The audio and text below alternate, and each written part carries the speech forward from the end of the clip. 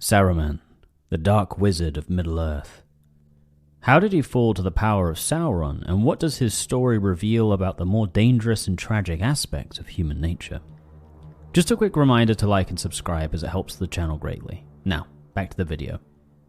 In Tolkien's larger mythology, Saruman was originally sent to Middle-earth as part of the Istari. The Istari are the wizards of Middle-earth, who are actually Maya in human form. The Maya are divine beings who are created out of the thought of Eru Ilúvatar, the supreme being of Tolkien's world. The Istari were sent to Middle-earth to help and guide the peoples living there against Sauron, who is also a Maya. However, the Istari were forbidden from using their full power. They weren't allowed to fight power with power. Saruman was an ambitious Istari who actually became the leader of the White Council, which was a collection of wizards and elves dedicated to stopping the resurgence of Sauron. It's curious to consider that Saruman started with such a noble cause and ended up where he did. From the beginning, there were inclinations of pride within him and a desire for a dominant role amongst the Istari.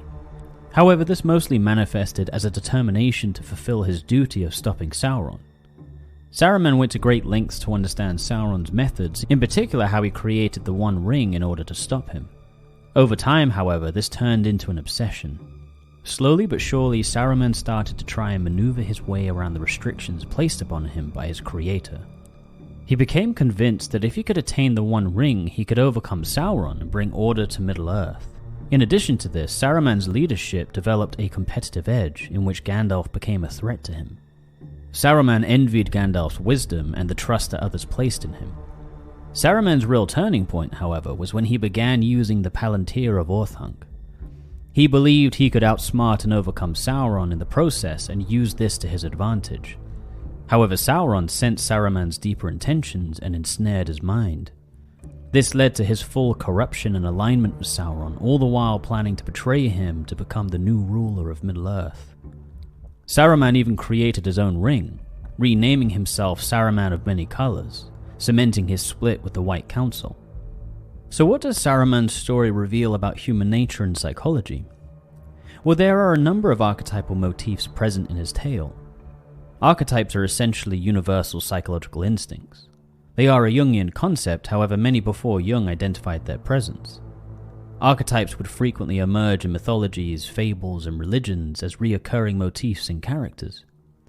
This was observed in different cultures all across the world, despite having no contact with each other at the time. It was the universality of these motifs and characters that led to them being recognized as unconscious symbols. These symbols are thought of as outlining different aspects of the psyche that we all share, much like instincts. With this in mind, they continue to emerge in literature and film regardless of whether the writers intended them or not. Looking at Saruman's story, we can see the connection to the archetypal myth of Icarus. Icarus was warned by his father to not fly too close to the sun, or the wax on his wings would melt and he would fall to his death. Icarus, however, was unable to resist the temptation and flew closer and closer to the sun until his wings did indeed melt, leading to his fall and demise. This famous myth warns against the dangers of hubris and grandiosity. It's a wise warning of knowing one's limits, be that physical, emotional, or psychological. We can see this in Saruman's desire for leadership growing and growing until it turned into tyranny. He ignored his creator's warnings and restrictions and sought extreme power. In other words, he flew too close to the sun. He believed he could overthrow Sauron and rule in a way that was better. This hubris of his led to not only his physical fall and his defeat by Gandalf, but also his moral and ethical fall. In fact, if we unpack the theme of hubris and grandiosity in Saruman's story, we also see shadow projection play out, which is another common archetypal pattern in the world. The shadow in its simplest terms is all that which is feared and repressed in the psyche. Saruman's fixation on Sauron and his attempt to overcome him eventually reveals Saruman's own tyrannical nature.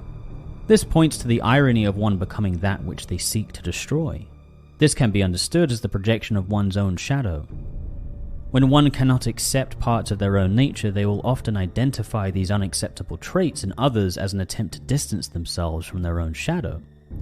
If they can identify their shadow as outside of themselves, then they can try and destroy their enemy as an attempt to destroy the very aspects of their own nature which they cannot admit or accept. Now Saruman, of course, was sent on a mission, and his goal at the beginning was a noble one. He had an important task, to stop the rise of Sauron and his evil forces.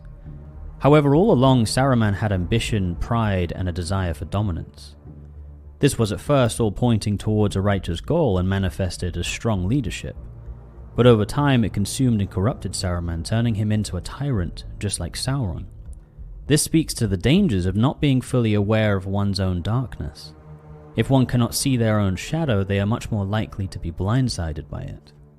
In Saruman's attempt to put an end to the reign of a tyrant ruling Middle-earth, he himself becomes a tyrant who envisions ruling over Middle-earth. His hubris and ambition became so extreme that he believed he could not only deceive Sauron, but also deviate from the limitations set on him by his creator to take over Sauron's rule and bring order to Middle-earth. His denial and projecting of his shadow, the growing traits of pride and ambition, allowed him to rationalize breaking from his own moral code, convinced that it was for the greater good and that all the evil lay with Sauron. It was these denied darker aspects of his own nature that allowed him to be easily manipulated and influenced by Sauron. The psyche has a natural regulatory function of seeking balance and wholeness of its many different facets. This means that when one has an imbalance in their conscious attitude, the psyche will compensate this imbalance within the unconscious. This in turn leads to something called psychological enantiodromia. This in essence is the pendulum swing between opposites, which is the psyche's attempt to maintain equilibrium. In the case of Saruman, his inability to admit his own tyrannical shadow within his traits of pride and desire for control led to these festering and growing within the unconscious. He associated this evil potential exclusively with Sauron. This splitting within the psyche is unsustainable. The denied and repressed parts of the psyche will eventually emerge in order to be reclaimed within the whole self. Therefore, the more extremely one denies them, the more extremely the psyche will try to compensate the split, leading to a swing to the opposite. If one is unable to reconcile this split and integrate the repressed and denied parts of themselves, they will likely remain in a cyclical pattern of swinging from oppositional perspectives. Saruman is a tragic reminder that even the noblest of intentions can be corrupted if we are unable to see ourselves honestly and keep our ambitions in check. Something we must all do if we are to truly be a force for good in the world. You've been watching Archetypal Wisdom. Remember to like and subscribe. Stay wise.